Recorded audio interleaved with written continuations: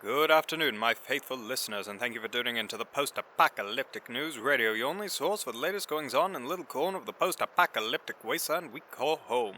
Today is Friday, the 4th of July, and we're live at the bottom of the hour with more of the latest. In today's broadcast, we discuss the weather, as it is required, but this time it is very necessary. We also will take a look at the current situation of the studio's position in regards to the conflict between the MCR and CFR. Following this, we have exciting reports from the wasteland. We may yet have heroes in our darkest of days. We'll also be discussing a new trick in the kitchen to help you better your wasteland culinary skills. Then we have a letter to read from one among you, and we should finish off with our afternoon puzzler. Speaking of which, did you discover the answer to our most recent question? I'll remind you the question was, what do you call a beehive without an exit? Think about it, and stay tuned until the end of the broadcast for the answer. First, however, the weather. And for once, I think this weather report might be worth staying tuned for. The rain has begun again, though it is much lighter than before. Low winds are expected through the night, keeping us heated no higher than 24 degrees Celsius and no lower than 20 tonight. Relative humidity at 45%. We can expect the rain to continue on through the night into tomorrow.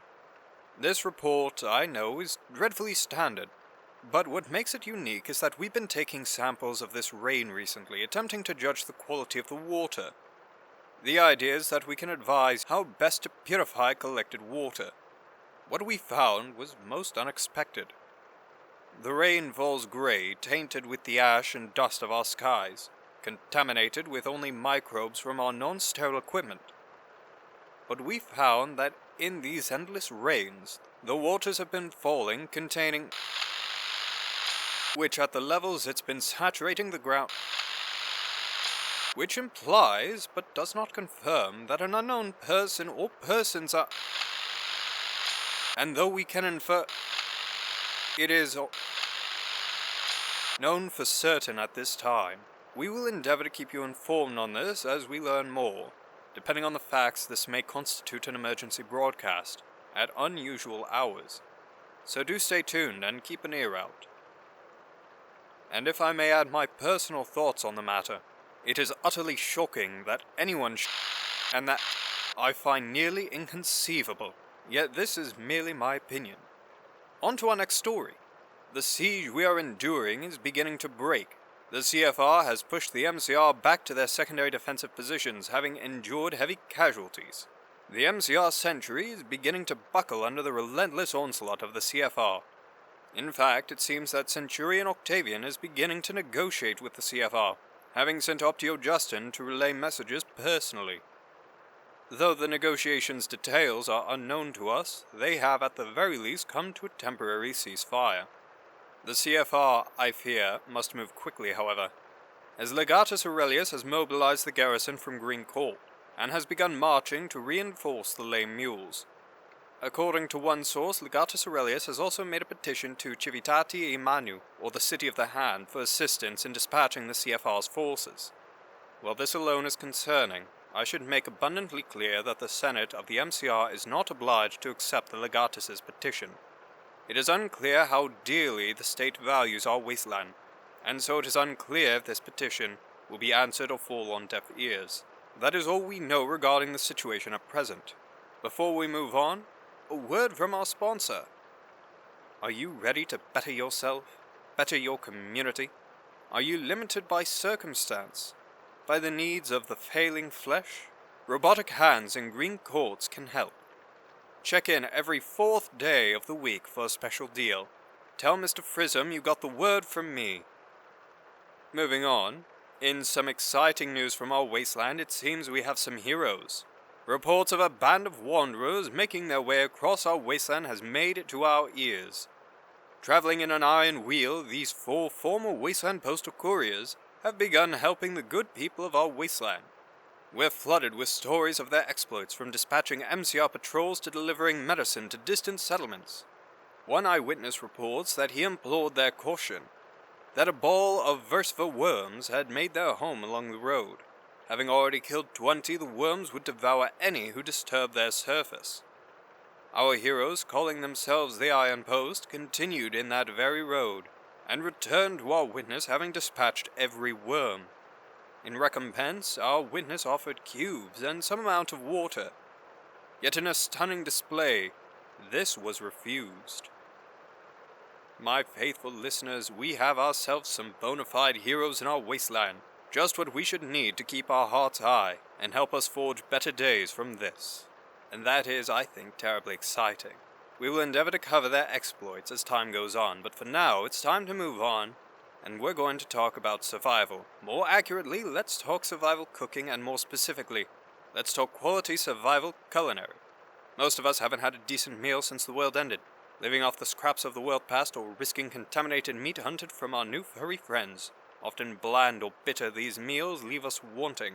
However, thanks to a kind soul traveling the wastes, I know few things you can do to better your meals. Corn. A simple vegetable from the world that was, lost to us forever it would seem. And though I cannot return the corn we all knew, I can offer a substitute nearly identical in taste, texture, and usable in nearly every application corn was. There is a weed that grows in the waste known as the quillbriar. They are small shrub-like weeds that grow no taller than the ankle. Many among the wastes avoid these plants with such prejudice as to change routes if even a rumor is heard that the plant is along their intended road. This, as the plant is quite deadly, hosting no small amount of deadly microbes. Should the plant pierce the skin, a man would fall ill within a week, and, in most cases, never recover. To the brave, however, there is a berry that grows from the quillbriar. It is only the size of the pinky finger and must be washed with clean water, but contains an impressive amount of nutrients. As well, it holds flavors, textures, and applications not dissimilar from the corn of the world that was.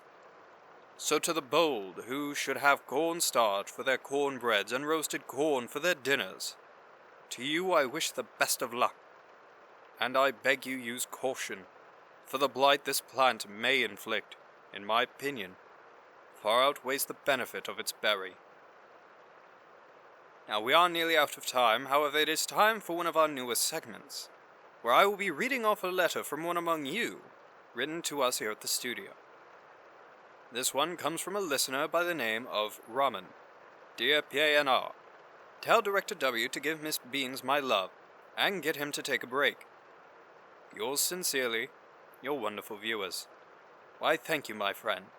I will be sure to pass the message along to Director W, although I'm not entirely certain he'll be terribly receptive to the suggestion. Even so, your words are greatly appreciated. If you would like to have a letter read out here on air, please be sure to send it in to the studio. But I'm afraid that's going to be all the time we have for today. It's about time for the evening radio music. Before we go, however, I should like to leave you with the afternoon puzzler. Did you discover yesterday's answer? I'll remind you the question was, what do you call a beehive without an exit? The answer, unbelievable. Congratulations to anyone who got that one. Today's puzzler is as follows. What do you call a sad cup of coffee? Think about it, and tune in again tomorrow for the answer. But I'm afraid that's all the time we have. Thank you all so much for tuning in. Until next time, I wish you all the very best. And, if you're truly out there, good luck.